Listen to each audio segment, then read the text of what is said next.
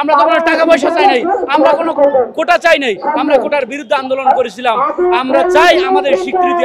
ঢাকায় আজকে আমরা যে আন্দোলনের জন্য আছি, এটা আসলে আমাদের জন্য লজ্জা ও দুঃখের, কারণ আমাদের এই সনদের জন্য আজকে যে আসছি আন্দোলন, এটা আসলে উচিত ছিল না। এক পর্যায়ে আমরা বাধ্য হয়ে আছি, সরকারের ব্যর্থতা, রাজনৈতিক দলের ব্যর্থতার জন্য আমাদের বাধ্য হয়ে আজকে জুলাই ঘোষণাপত্র সনদের জন্য রাজপথে আসতে হয়েছে।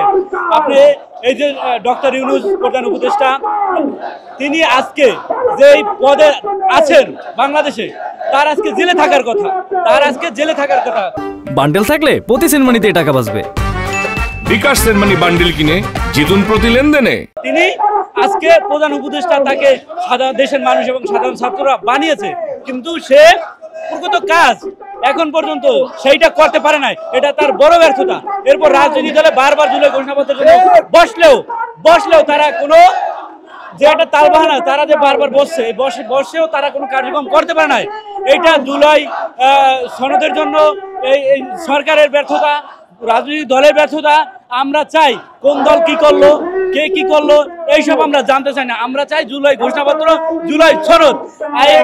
আপনারা জানেন যে সরকার 3 বার ওয়াদা দিয়েও সেই ওয়াদা রাখতে পারে না। আমি বলবো যে একজন মুনাফিকের আলামত তিনটির মধ্যে অন্যতম একটি হচ্ছে কথা দিয়ে কথা না রাখা। এই কথা দিয়ে কথা রাখতে পারে না উপদেষ্টা সহ সকল উপদেষ্টারা। তাই আমি বলবো তারা একটা মুনাফিক। আমরা তো কোনো টাকা পয়সার জন্য সেই আন্দোলনে নামি নাই, আমরা তো কোনো টাকা পয়সা চাই নাই, আমরা কোনো কোটা চাই নাই, আমরা কোটার বিরুদ্ধে আন্দোলন করেছিলাম। আমরা চাই আমাদের স্বীকৃতি। আমাদের কি দিল না, কি পাবো না, আমরা এই আশা করি না। এই আশা আমরা আন্দোলনও নামি নাই, রক্ত দিই নাই, জীবন দিই নাই। সারা বাংলাদেশের মানুষ, আমরা আজকে জুলাই ঘোষণাপত্রের জন্য সারা বাংলাদেশ থেকে আহতরা আসতেছে, নিহত পরিবারের সদস্যরা আসতেছে।